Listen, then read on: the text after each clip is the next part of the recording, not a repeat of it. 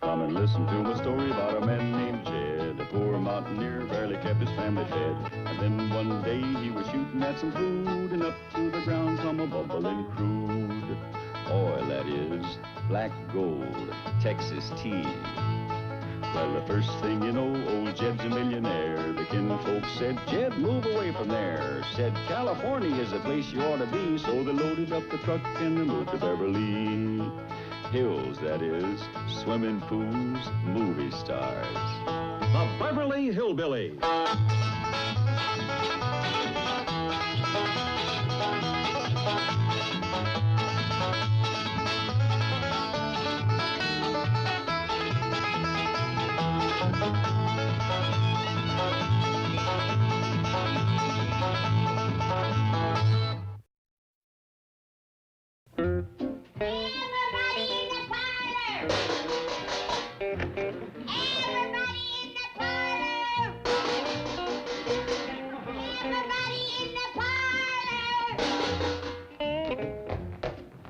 What do you suppose she wants? Well, it ain't time for vittles.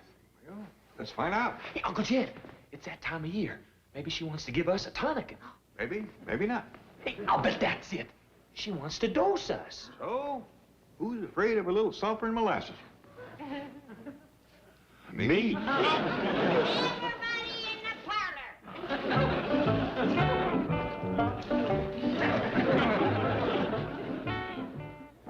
He's here, Granny. I suppose you're all wondering why I asked you here today. I ain't. Hush up. As you know, I've been a doctor in the service of mankind for nigh on to 70 years now. That's right, Granny. I'll say. 70 years of healing and giving of myself, bringing babies into the world, setting bones, mixing medicine, curing colds, making poultices, healing warts, rheumatiz, summer complaints, chilblains, hives. Folks is mighty grateful to you, Granny. Jed, Jethro, Nellie Mae, I'm giving up my practice of medicine. I'm taking in my shingle. Hot dog! No more sulfur and molasses.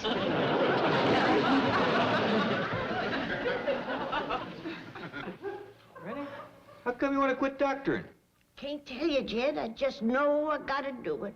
Well, who's going to take care of us? I thought of that. Sit down. I may have to go back home, but I just can't leave you in this miserable city of Beverly Hills without one single trained doctor. Granny, there's more doctors here than you can shake a stick at.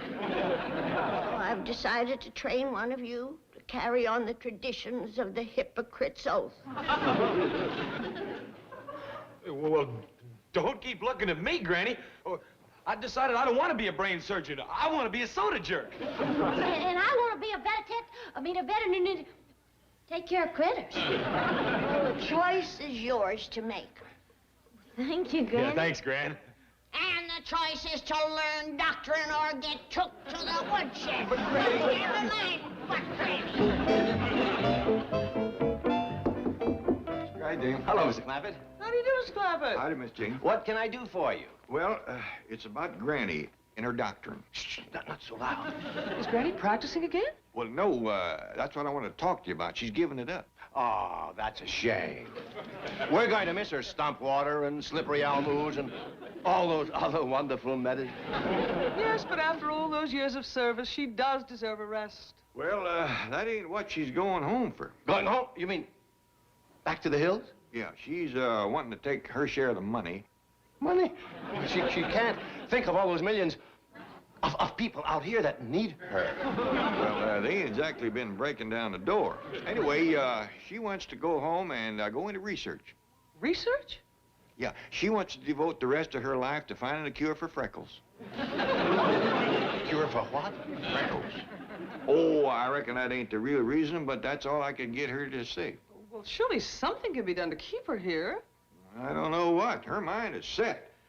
Quick as one of the young'uns learns enough doctoring to take over, she's gone. So I just come over to give you a little head start to getting her share of the money together. Jethro, sorry for it had come to about 16 million. No!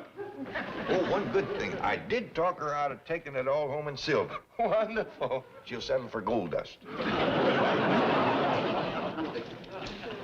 Granny goes, Mr. Clampett will soon follow. Research? Freckle cure? Why could she be going? If I may offer an unemotional analysis based on my first-hand objective observations... Just spit it out. I think this has been brought on by her having no one to doctor. She misses feeling useful and needed. Yes, that's probably it. Well, why didn't you do something? Chief, I could hardly be expected to solicit patients for an unlicensed granny doctor. Wait a minute. We still have a chance. She would never run out on a sick friend. Chief, I could never deceive Granny with a fake illness. Who's talking about a fake? I'm only asking you to take a mild poison or break a bone or something. Look, I could drop this on you, but isn't your company loyalty good for one little fracture? Was even going to autograph her cast. Now pay attention, young'uns. I got a lot of doctoring to learn yet. Here's my patient. Good. In a couple of days, you'll know more medicine than any of these city pill pushers. Well, how come you ain't gonna doctor no more? Don't ask, child. It's a secret. Now I'm going to learn you more bandages. I wish I had a human being to show you on. Instead of old Duke, you and Jethro would see some fancy wrappings. Well, maybe we can find somebody. I'm back from the bank. Get Duke off to bed.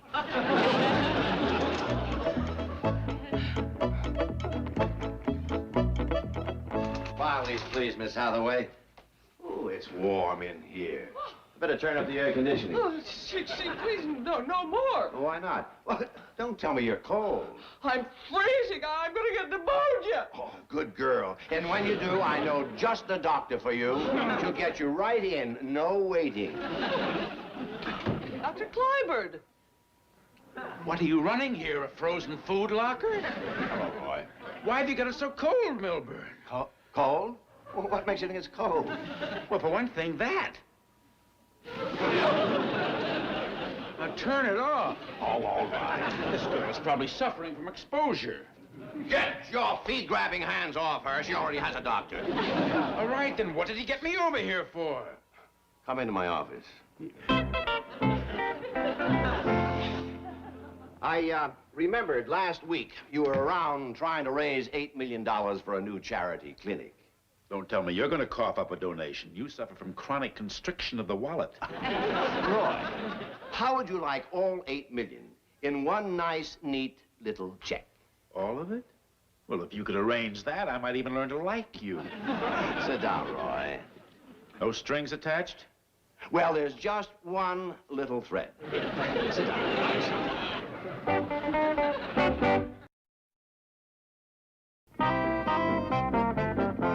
All right, I'm finished. Granny, you promised if I did this, you'd only show him one bandage. It is one bandage. Starts here and it ends there. What's it called, Granny? This is called my general purpose bandage. If you ain't sure what's wrong with your patient, it generally takes care of it. Jethro, get me out of here. Yes, sir. Oh, Jed, please stay here. I got a lot of bandage to learn these young'uns yet. You can show him on Duke.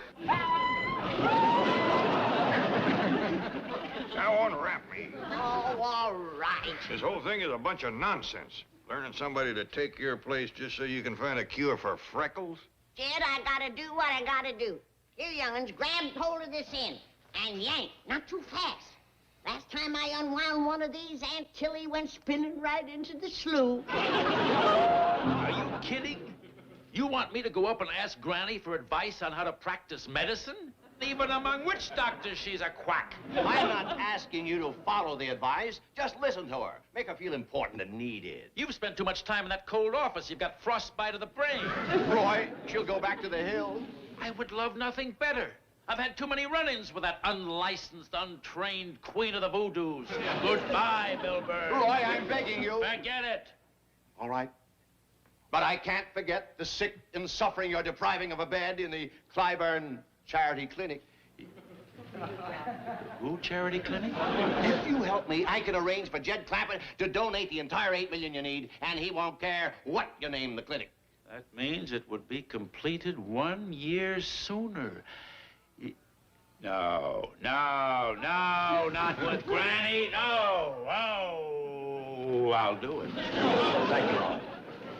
But I'm only doing it so the sick and needy will get help that much sooner. Don't think it's so I can call it the Clyburn Charity Clinic. Of course, it does have a nice ring to it. Jed, please come back and help me. I've got a lot to learn, them young'uns, Jed. Granny, once and for all, I want you to tell the truth why you're quitting doctoring and going back to the hills. Well, I got a lot of research to do, and they got everything I need back there. You don't give two shucks about curing freckles. No, but there's something I gotta work on. What? Don't make me tell you. Granny? All right. I gotta discover a cure for a brand new ailment. How come? 'Cause I think I got it. You do? It ain't in none of the books, so I get to name it. I'm calling it Granny's Complaint. How long you had it? Well, I first noticed it about 20 years ago. And I've been going downhill ever since. You should have said something. What's the symptom? Well, to start off with, my hearing ain't what it used to be, and my eyes is getting weaker. My rheumatism is worse, and I can't run as fast as I used to. I get chilled easier, and my joints are stiff in the morning. Granny, all them things is happening to me, too. It's catching. Of course it's catching. It's old age. Not old age. It's Granny's Complaint. I discovered it, I get to name it. Call it what you want to. It's nothing more than getting on in years. Jed, you've always had a good head on you, but leave the diagnosing to us medical people.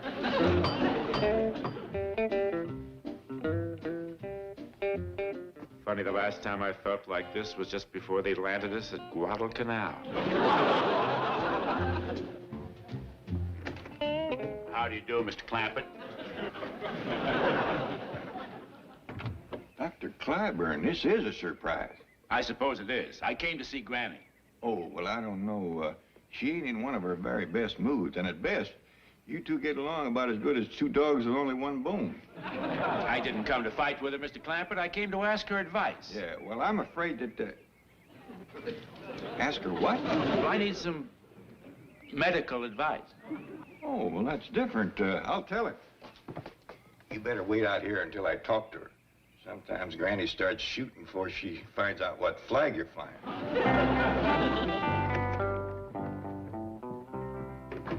I thought I heard you talking out there. You did, and you will never guess who's waiting outside to see you. Who? Dr. Clyburn. Clyburn! Oh, he's after me. That gourd-headed city sawbones. Keep him out on the porch. I'll go upstairs and drop my chest of drawers on him. Oh, Granny, he's here to ask your advice. In a pig's eye, it's a trick. No, he's standing out there humble as a skinny mule. All right. But one wrong move out of him and he's gonna have a nose full of knuckles. Come in, Dr. Clyburn. Here's Granny. Hello, Granny. Howdy. Now, state your business. I'm in a hurry. Granny, I realized this morning that I have been too hasty in not taking advantage of having close at hand one with such great experience and knowledge. Go on. So I've come over hoping to spend some time with you and get some general medical advice. The dickens, you say. Did you hear that, Jed? I got to admire you, Doctor. What for? He should have been here 4 years ago. Now I ain't got time to mess with him. You don't? No. I gotta go back to the hills. Oh, please don't go, Granny. This means an awful lot to me. Well, you are some kind of a doctor, and my oath says that I gotta help you out if I can. So I guess I can spare you a little time. Thank you, Granny. Dr. Granny? Dr. Granny. Just what is it you want to know? I'm not quite sure yet. All right, I'll see what you're lacking. How do you treat Spotted Gimple? Spotted Gimple? Well, what do you do with Purple Drowsies? How about Critic, Bloat, Angry Gizzard, Dredge the Goose Eye? know them by their scientific names. Them is the scientific name. You better sort of start from scratch. Maybe I'd better. Well, I ain't got time for private tutoring. You'll have to go in the class with Jethro and Ellie Mae. Go on upstairs, third door to the right, and sit in the back of the class.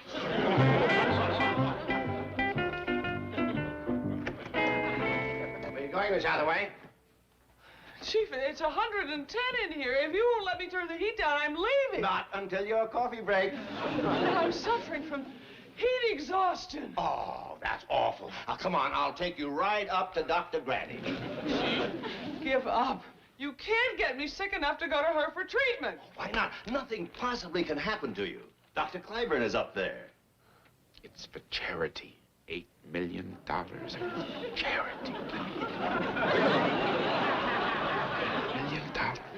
Now we're going to take up anatomy.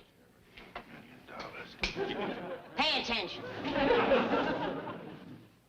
About here is your gizzard.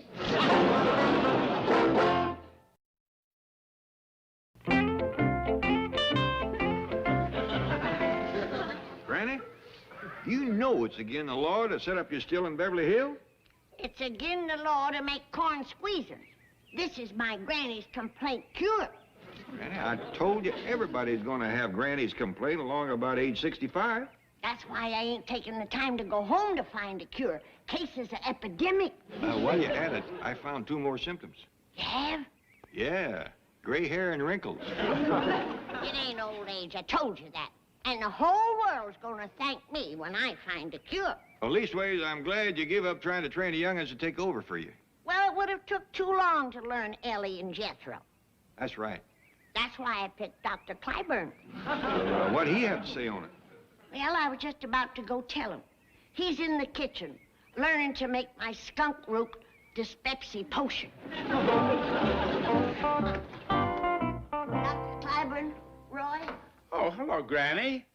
Dr. Granny. I got some good news for you. Good news? I've been watching you, and I decided that you're the one to take over my practice. Your practice? This here is my patient file. Take good care of them. Oh, but I... Don't thank me. Just take it. You have this many patients? Well, to tell the truth, I ain't caught on too well out here. Jed, Jethro, Ellie Mae. That's about it. Granny, why are you doing this? I suppose I'll have to tell you. Sit down. Now keep this a secret. I ain't as well as I look. What's wrong with you? It don't matter. What matters is I got to find a cure for it. Well, if you tell me about it, I'm sure I can help you. Roy, you've got talent. But for a young fella, you're awful cocky. Over that fire out yonder, I got cooking every root, berry, powder, potion, known to medical science. How are you going to beat that? Well, for one thing, have you tried penicillin? Penicillin? What's that? It's a drug. We get it from bread mold. Roy, you've got to forget them home remedies. It is not a home remedy. Haven't you heard of streptomycin, aureomycin, cortisone? Roy, you come to me for advice, and I'm giving it to you. Forget them quack medicines. Stick with modern science. Your stump waters, your slippery elm ooze, cocoon root, and them wonder drugs like sassafras and wahoo bark. All right, Granny. You know best. Oh, the dyspepsy medicine.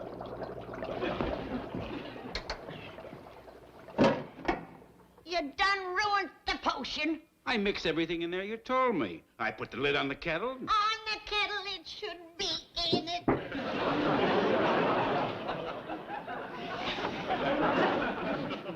It's pewter. Takes the bite out of the mixture.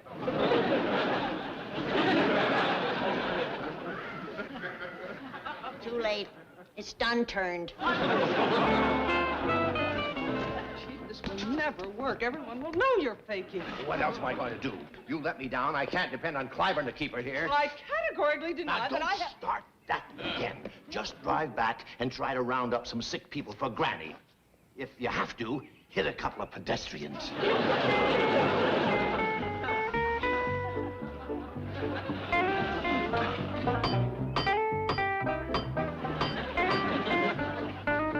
I'll get it, Ellie. Well, let me get it. Mr. Drysdale. What's wrong with you? I'm not sure. Is Dr. Granny here? Well, I think she's out back. I'll run and fetch her. Ellie, wait a minute. We know a heap of doctoring after this morning. Let's surprise Granny and give him a little of that there first aid. We don't know what's wrong with him. Ellie, you sure ain't too bright. It's a perfect time for that there general purpose bandage. Don't worry now, Mr. Drysdale. Everything's gonna be all right.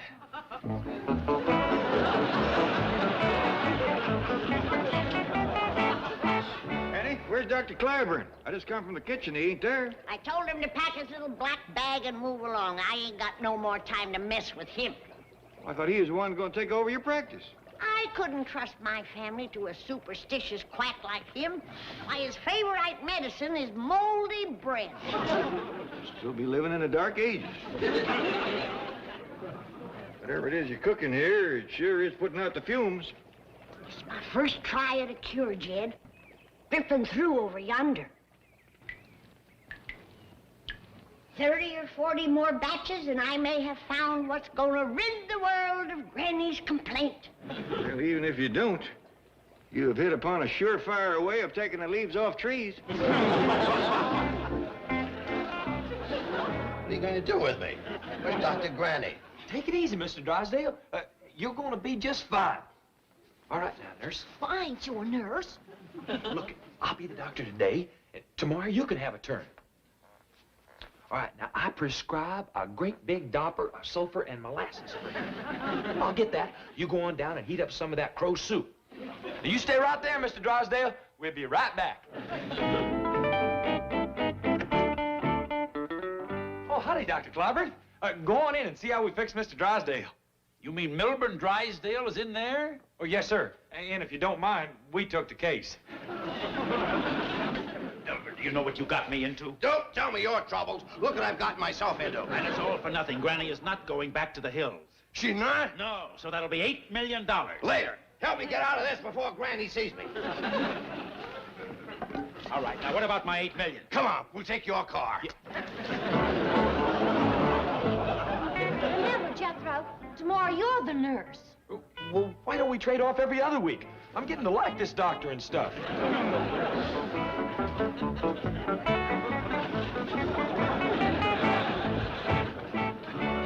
Looky, Jethro, Dr. Clyburn's done cured Mr. Drysdale.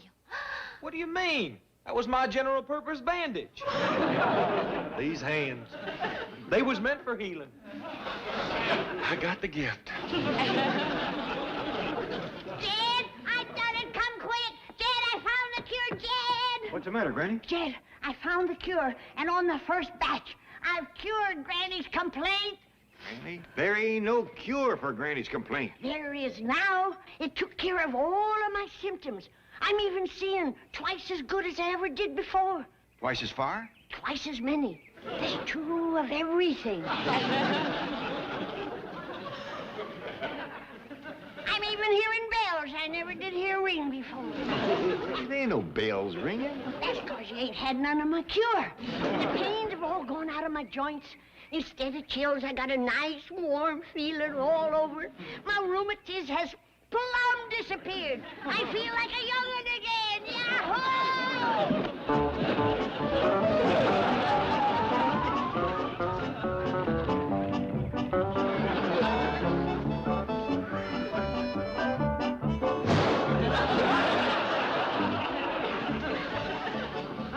Too bad. Come morning, she's in for one humdinger of a relapse.